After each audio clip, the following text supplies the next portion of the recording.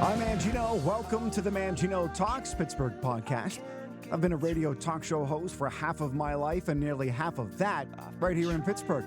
And so on my podcast, we talk about everything that matters to us all, from current events to Pittsburgh history, social issues to sports, politics, to practical day-to-day life. And it's Friday, so that means it's either Dr. Knowledge or John Sholkowski. And this Friday, it's John Sholkowski of the odd, mysterious, fascinating history of Pittsburgh. John, good to have you back. Hey, thanks for being here, Mangino. Thank you very much. And we are talking about world firsts. The first episode that we did was the odd, mysterious, fascinating history of John Sholkowski. Right. In fact, there was so much oddness, so much fascination, we had to break that up into 2 episodes. Yeah. And if anybody wants to go back and listen to that, they can. It's available at the website, manginotalks.com, and wherever you get your podcast. And we've been talking about world first, just the idea. We had one episode just introducing the concept. And for anybody who may have missed it, it's really remarkable how many world firsts occurred right here, and it's well over 100. Well over 100 individual events that are world-changing events. World firsts that began right here in Pittsburgh. Things like, when you think about a world first, I think about things like Alexander Graham Bell, right? The telephone, the world's first telephone. Those types of things. Now, that didn't happen in Pittsburgh, but things like that, those are huge, important events, those did happen in Pittsburgh. We will talk about those. And we will. So if you want the introductory episode, you can go back and find that as well. And then we've done baseball, Sports, world first. Yeah. And I went back and I listened to the episode. And as I'm listening, I'm thinking, there are a couple of things we got to go back later on and explore some more. Because even in one episode, it's difficult to get every world first. Oh, yeah. It's impossible. Yeah. Sports is for sure, because, I mean, you have things like the world records, like the most triples. That's still on the record books for Pittsburgh. Like Pittsburgh Pirates have the most triples ever in Major League Baseball. Most stolen home runs. That's Pittsburgh Pirates. Most, it goes on and on. Yes. First night game at a World Series, that was at Pittsburgh. The first tarp ever used on the field, like a rain tarp, that was invented and first used in Forbes Field. So it goes on and on. But it is important to talk about the sports world first, because there are so many that are just really widely unknown, not appreciated, that could definitely be appreciated more so than they are. Let's talk about another category of world first. And where do you want to go today? Yeah, so today I want to do kind of a little special world firsts on entertainment and technology. So we all know, and we'll start with the most obvious one, since we kind of both have been on it, and that is the birth of radio. So when I say entertainment and technology, those are the types of things I'm talking about, like the material that you even consume today, the entertainment aspect of life. A lot of that has an origin in Pittsburgh, and I'll break it down. Okay, we'll start with radio, because since that's kind of the format we're kind of on. Yes. As you know, radio had its early starts with people like Marconi and Tesla, and people experimenting with this kind of technology of transmitting your voice through the air.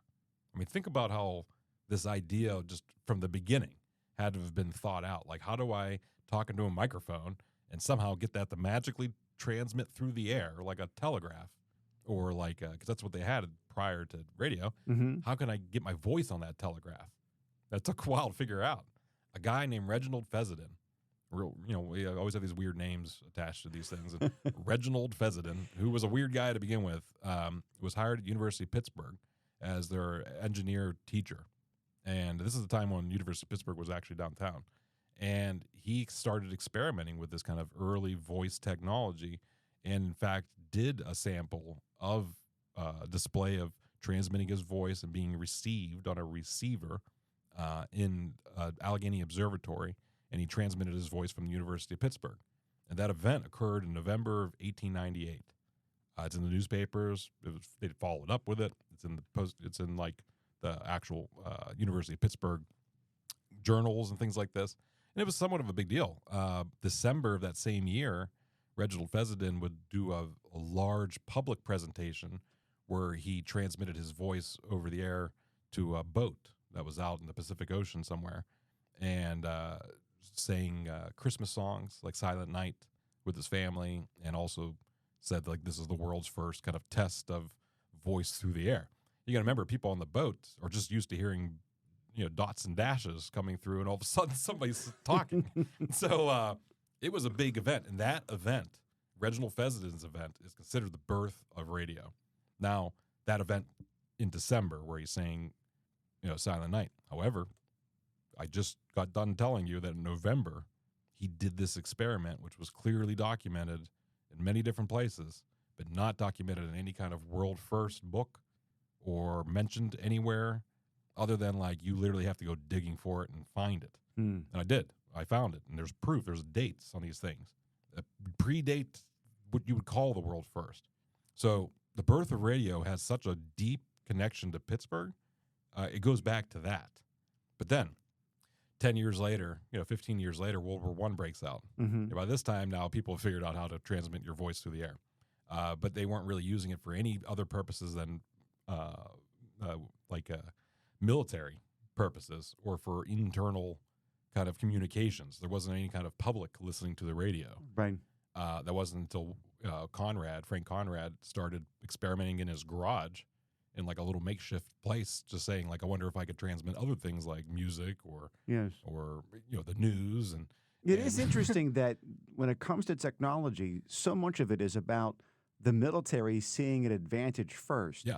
And then there is the civilian application to it. Yeah, absolutely. So this need during World War I, if I'm understanding right, for militaries, for groups of soldiers to be able to communicate in one way or another to each other, and then directions from afar to be able to be given to those militaries that are up at the front lines, you need radio communications. Yeah, absolutely. And they started giving out small kind of designations to some of these amateur radio people that figured it out, and including Frank Conrad. And Frank Conrad got a license way prior to 1920 to start experimenting a little bit more with just the concept of kind of transmitting and receiving signals, which is kind of what makes him so unique and why he's in the history books.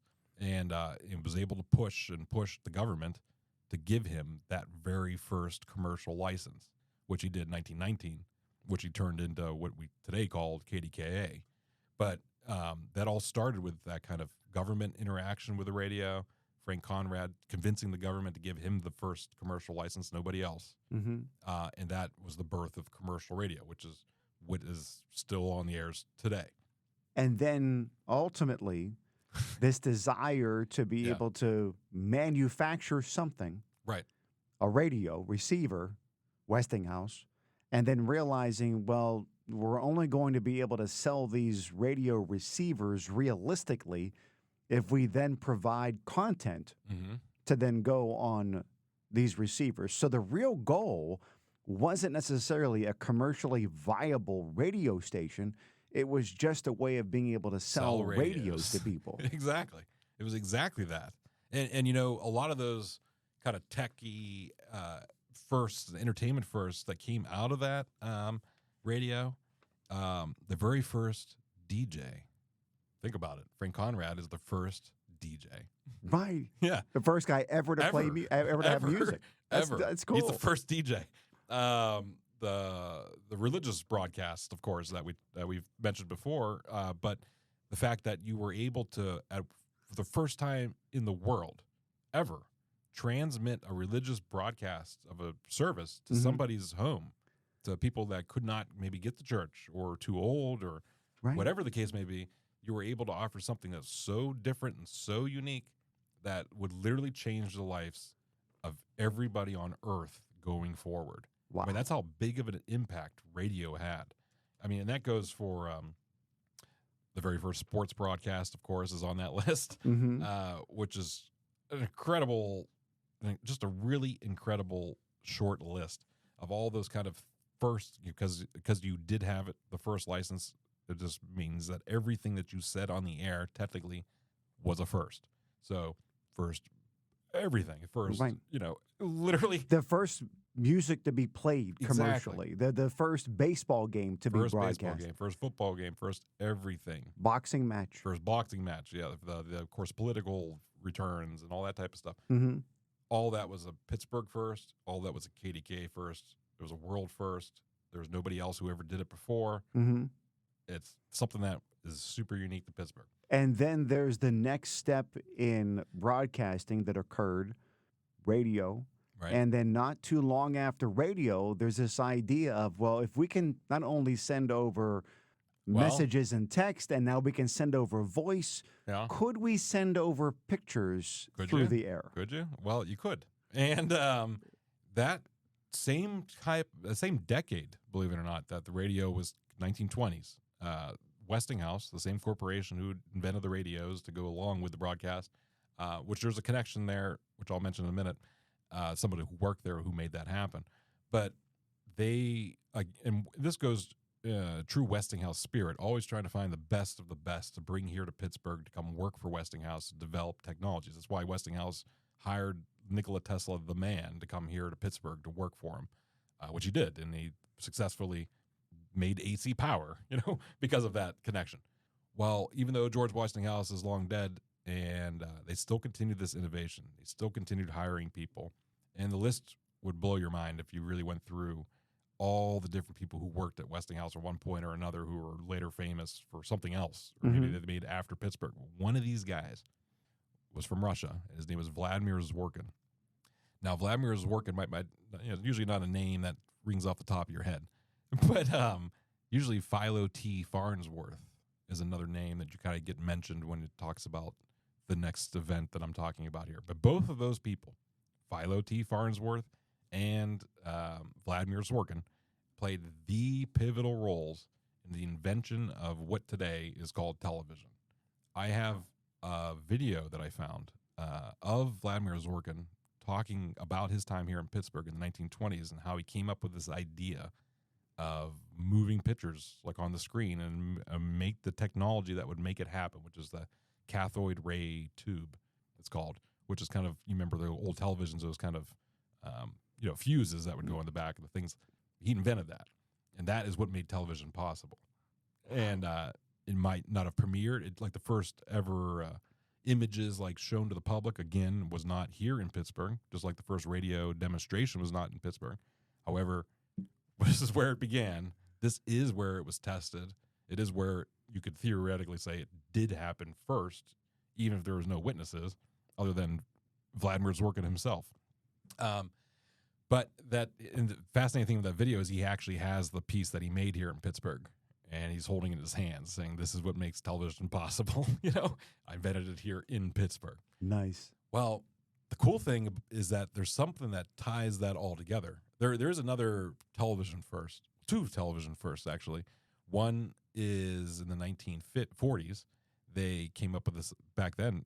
Again, it was only locally broadcasted things like radio. You could only pick up a radio signal so far. Same thing for television back then. You could only pick up a television signal so far. Mm-hmm. Well, somebody in Pittsburgh figured this out, that you could connect it in different cities by coaxial cables and create what they call cable television. And they gave the first premiere of that in 1949 at the Syria Mosque in Pittsburgh, in front of a group of people. And that is considered the very first demonstration of cable television, where something in Pittsburgh could be filmed and broadcast in New York or Chicago, all simultaneously. So the creation of networks. Yes. Yes. CBS, ABC, NBC that we know today, that ability to be able to transmit and be able to pick up what somebody else is creating hundreds, if not thousands of miles away. Yeah, absolutely. It was called WDTV, or the Dumont Television Network, which would later become Channel 11. WPXI is what bought Dumont. So it's still technically alive all this time. It never went off the air. So, but when I talked about how there's a weird connection between all two of those things right there, it leads us to a third thing, which is a hugely important entertainment first. And that is the man who was semi-responsible for making these radios. This idea of like, I need to sell radios down at Kaufman's or whatever for people to buy, was a man named Harry P. Davis. Now, Harry P. Davis was an entrepreneur like no other in early Pittsburgh history. He would make all these giant vaudeville theaters and have all the entertainment. He was basically in control of the entire cultural district at one point. Had to have been like 50 theaters of some sort. Mm-hmm. You know, remember, this is a time period prior to radio now and prior to television that I'm talking about. A time period where there was nothing but vaudeville shows. Now, Thomas Edison, of course, and not just Thomas Edison, because remember, Thomas Edison was like he was actually like a Warhol, believe it or not. He was somebody who had a vision of what he wanted to do, you know, create something, but he didn't really know how to do it. But he knew other people that could. Okay. You know, get them to work together, essentially, to create your vision.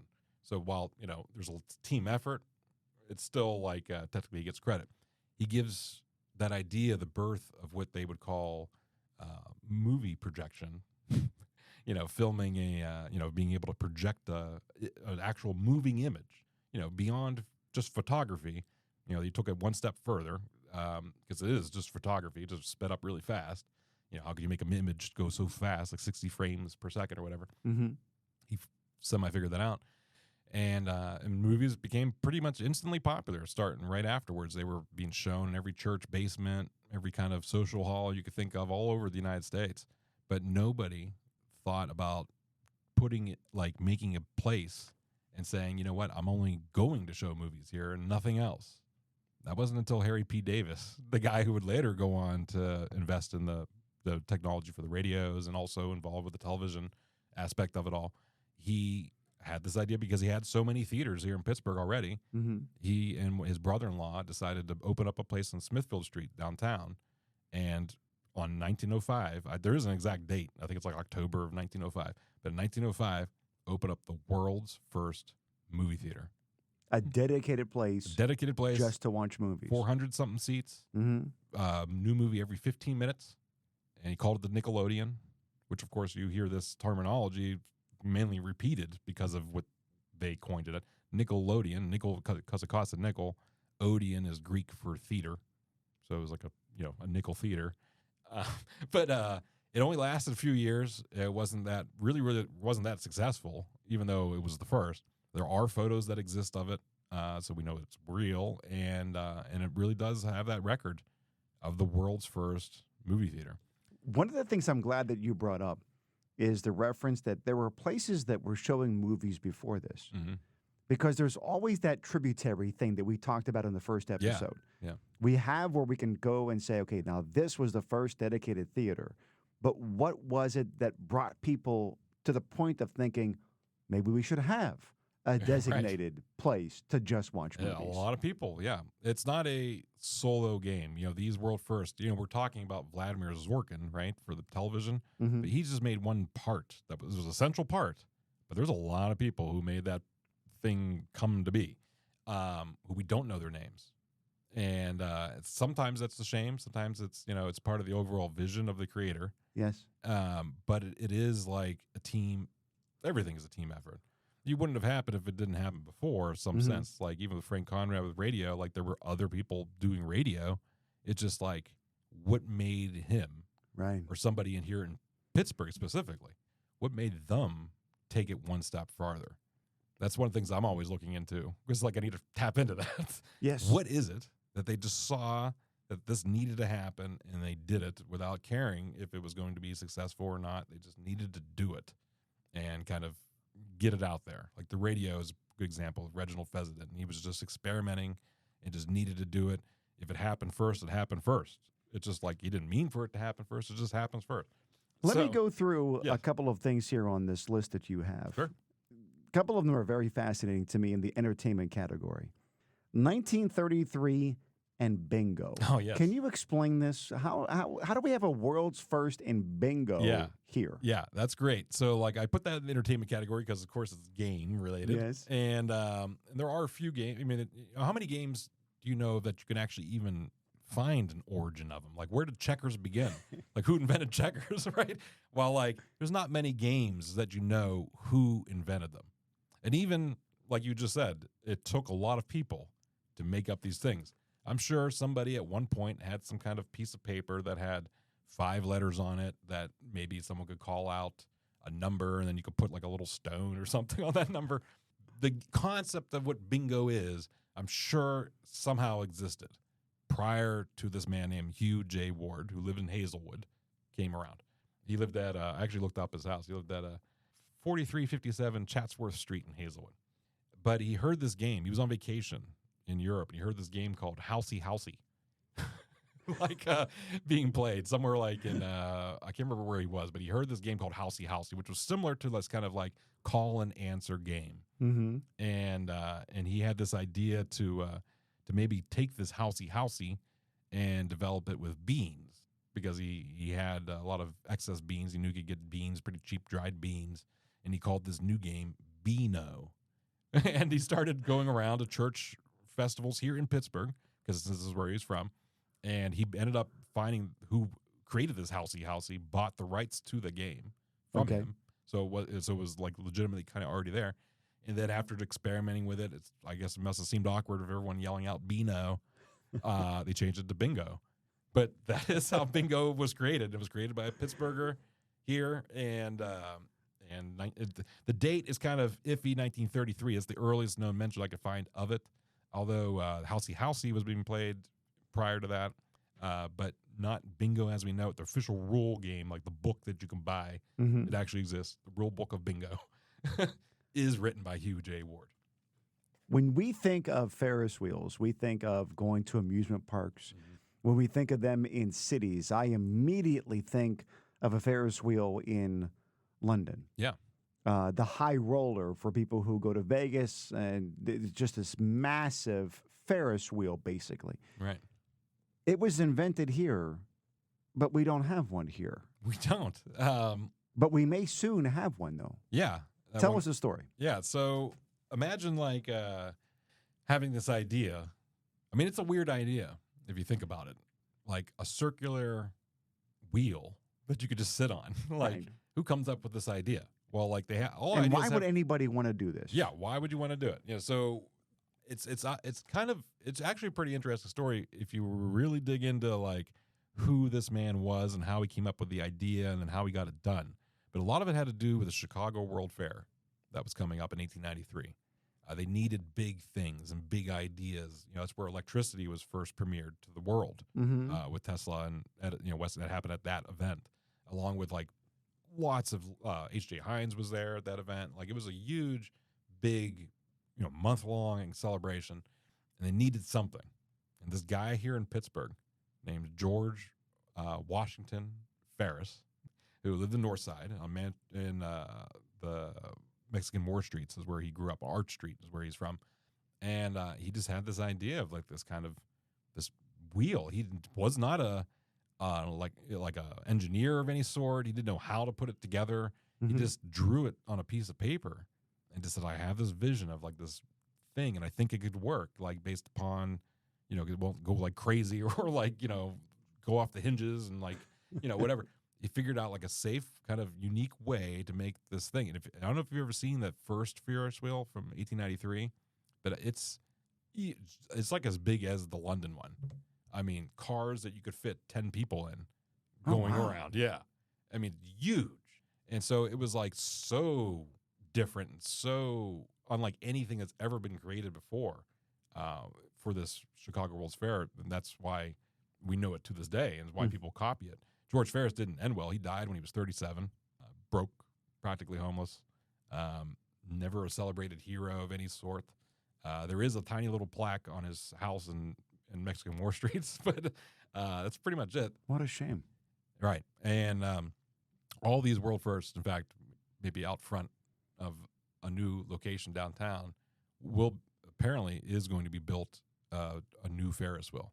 There was at one time in the 1890s, when George Washington Ferris was still alive, they did build a Ferris wheel at the Point, downtown Pittsburgh.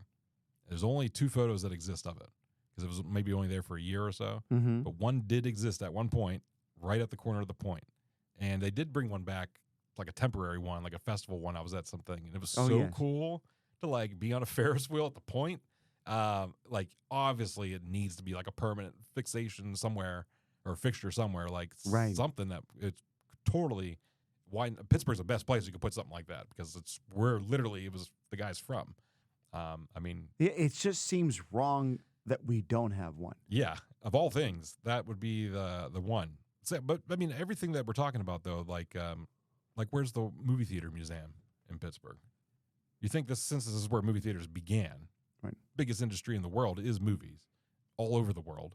But like, if people got theater, how many theaters do you think exist? Tens of thousands, like since it's like the first here in Pittsburgh. Yeah, we need to be celebrating these.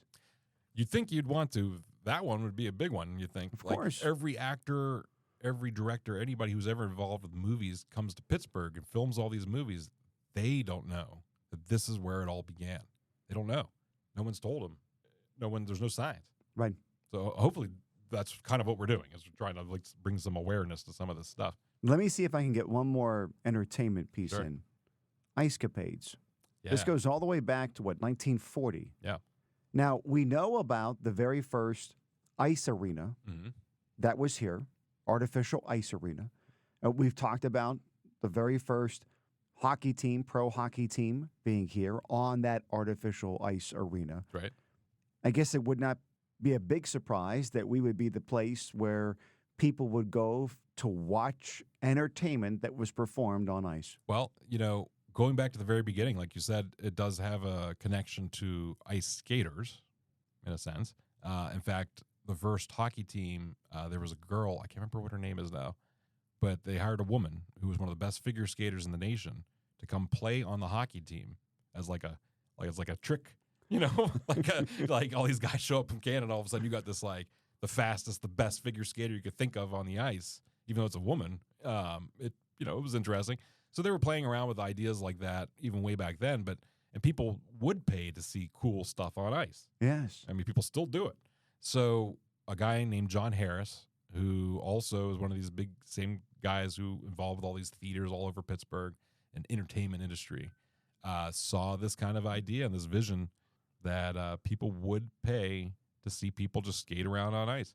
And nothing like this has ever been put together before. An actual kind of all ice, all dance, all entertainment, what would become the Ice Capades. Yes. That was an idea of John Harris. 1940 is when the first one occurs. It happens at Duquesne Garden in Oakland. I actually ran into this older lady. She's since passed away. Her name was Ginny Reel.